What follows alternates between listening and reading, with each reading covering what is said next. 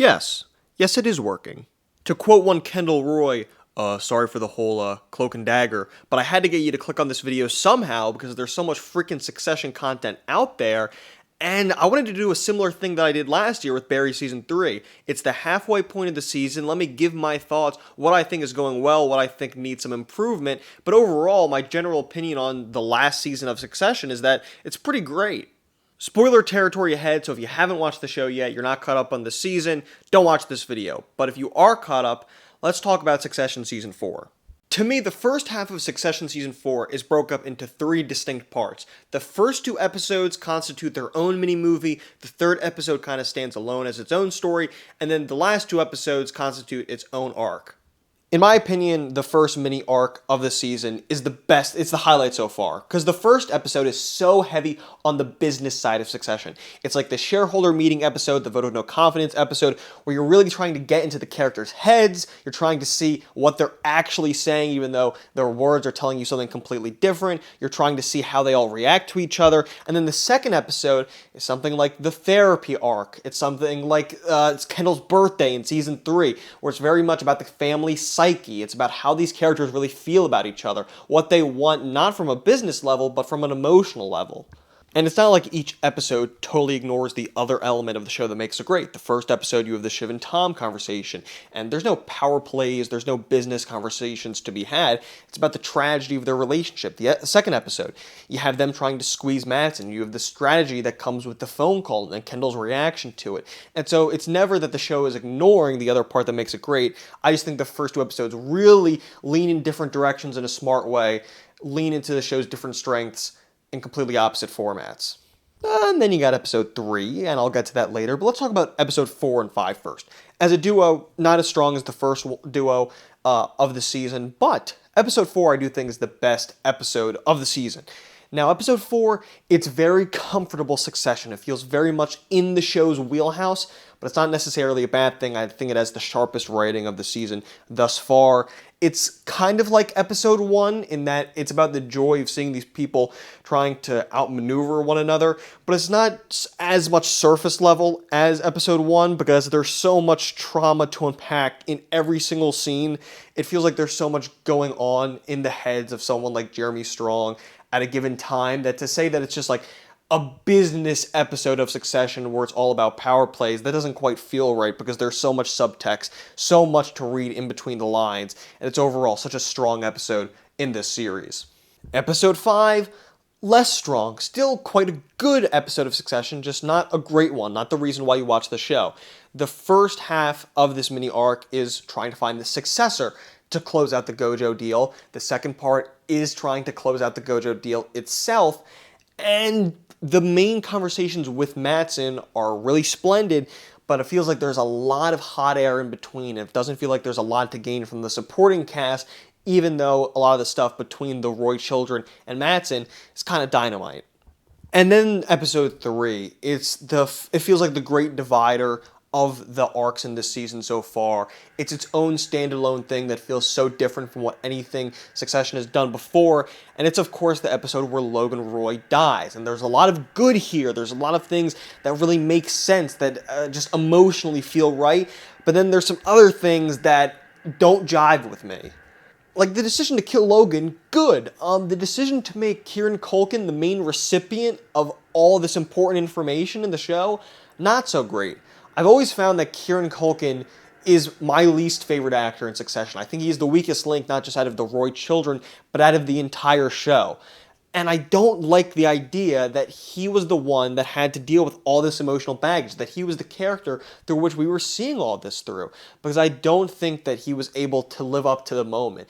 It always feels like he is trying to get inside the head of Roman Roy as opposed to already being there. There's some sense that he is feigning the more emotional moments in the show. Thankfully, at the end of Season 3, when he's kind of begging to Jerry, it kind of cuts away. It's a short moment, and then we go back to the Shiv and Tom stuff. But it feels like he was on the verge of kind of compromising that moment as well. I've never believed him in these super emotional circumstances. And even in episode 4, when he's with Carrie and he's feigning kindness, it never feels natural. I always feel like there's some sort of artifice to the performance. And I get that a lot of people disagree with me, But it's like that thing where Scorsese says you watch something and in your gut you just don't believe it, and that ultimately is going to create an impasse. I'm not going to convince you that it's a bad performance if you think it's great, and likewise, you're not going to change my opinion either. But I just gotta say, I think it was a really puzzling decision to have him lead the charge on arguably the most monumental part of the show thus far. And it's not just Kieran Culkin, it's Jeremy Strong when he brings Shiv into the room and is nodding and saying, oh, it's bad. Like, that doesn't feel like something Kendall would do at all in that circumstance. The face he's making feels so wrong. And it's not like, oh, the show is, showcasing the disorder of this family at this moment, and it's so realistically conveying how people would feel if they were blindsided.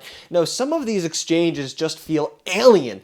They feel foreign, like it would never happen in the history of humanity, some of these exchanges, how they play out. Like when Roman goes into the room and asks Jerry and says he's sad and like wants her to comfort him, no two people would ever interact in that fashion. There are some parts of this episode I cannot stand to watch again because the acting choices feel so puzzling and just things that people would never do. Frank slamming the airplane feels like such an offbeat moment. Connor going from that kind of detached, is he dead? And then going to the, oh man, like it just, so many jarring moments in this episode that I just cannot say worked for me. And I believe that some people like truly just really enjoyed all these choices and that they were fully along for the ride. But I think some people wanted to be along for the ride. They wanted to experience what was obviously a very important moment of the show and have no qualms with it whatsoever. They wanted to be totally engrossed. But man, there were at least 4 different parts of this episode where I was totally taken out of the experience by the characters and the writing, and nothing's going to be able to fix that. But then some of the scenes absolutely kick ass. Matthew Macfadyen's performance is exceptional. I think he gives the best performance of the episode. The way his voice trembles when he's on the phone and he says that he thinks Logan is gone. It's a moment that's very subtle and kind of gets cut off because Kendall has to go find Shiv. But then you got the moment with him and Greg on the phone, and he's kind of, expressing his worry about what's going to happen to him afterwards and kind of tearing up, but at the same time holding back. Sarah Snook is exceptional when she's on the phone call and talking to Logan and is crying. Then you got Jeremy Strong. His phone call with Frank is maybe one of the finest pieces of acting in the entire series, after it feels like he was awkwardly channeling the same Kendall that was in Retired Janitors of Idaho, but in a much less successful way. And so it's a very weird episode because I think it's ultimately a good one that really picks up in its latter half, despite the whole Roman and Jerry scene. I think the ending and Shiv's speech, it's so well written. But like overall, do I think it was this slam dunk, the absolute king of all Succession episodes? Absolutely not. My initial reaction to Logan's death was, nah, that was way too soon. I don't like the way they did that. As I think on it more, on the one hand, I thought that Brian Cox had a phenomenal last 2 episodes, and I think that the last conversation Logan had with his kids to a group, that was the last conversation he needed to have. That was the end. The I love you, but you are not serious people felt like the perfect capstone to his relationship to them throughout the entirety of this show. But what I think is missing is not like having more Logan Roy for the sake of having Logan Roy, but having Logan Roy for the sake of someone like Tom and Greg. Above all else, what I dislike about Season 4 is not the absence of the bit players, but the really confusing lack of attention we're getting for the medium-sized ones. For Connor, for Tom, for Greg. You would think that in Logan Roy's absence that they would kind of soak up some of the screen time, but it kind of feels like that screen time is either getting allocated back to the core trio of Roy children or to Lucas Madsen, and that's something that I fundamentally cannot get behind. Now, I get that Connor's lashing out at the end of Season 3 didn't necessarily point towards him going for the Iron Throne of Waystar Royco, and so, his lack of involvement doesn't bother me as much, but Tom and Greg, I really don't find there's an excuse for.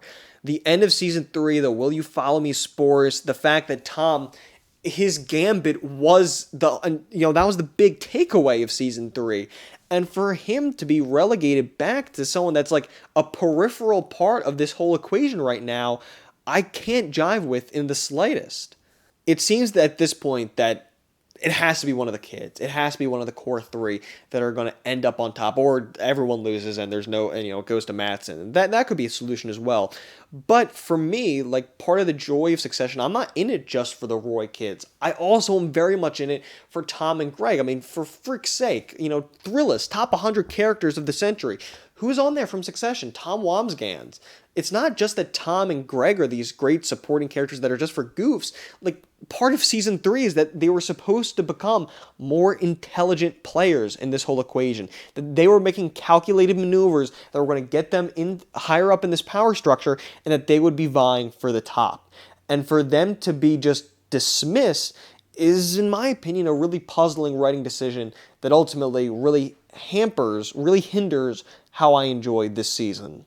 And so for me, the advantage of keeping Logan alive a little longer is that you have him for one more episode, and let's say that Tom takes out Sid, and you can kind of get the sense that Tom and Greg are moving up this ladder and that they're putting themselves in a really good position, potentially putting themselves in a position to take over this entire company and swoop it away from the kids, and then Logan dies.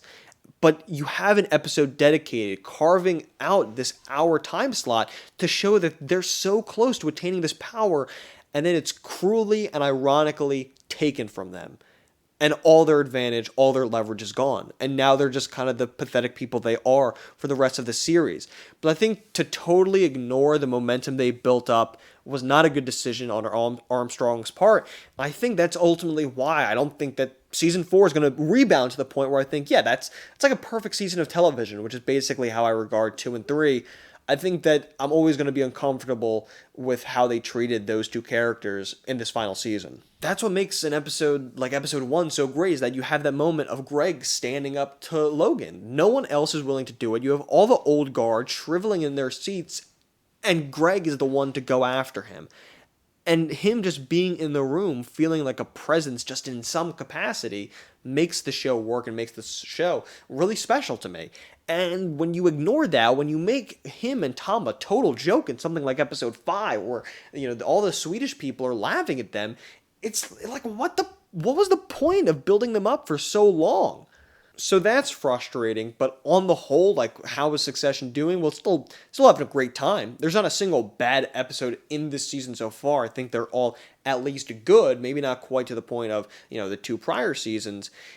I'm just curious about how this plays out at the end, because I'm kind of worried that it's not going to leave me satisfied. I kind of feel like these later episodes are going to have to do something drastic for me to, totally fall head over heels for this and declare it as like a top 3 show of the year, which it doesn't have to be.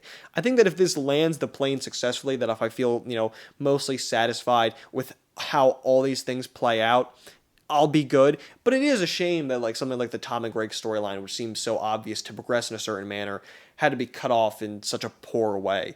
Right now, like, if I had to score how the season's doing so far, like an 8.3 or an 8.4, I think it's a strong season, not quite as... I've not been enjoying it as much as something like Kunk on Earth or Poker Face. I think that they are ultimately my 2 leaders for show of the year so far. But yeah, I think Succession season 4, strong season so far, not exceptional. Could be doing more with, the medium-sized players in this equation, but, good work.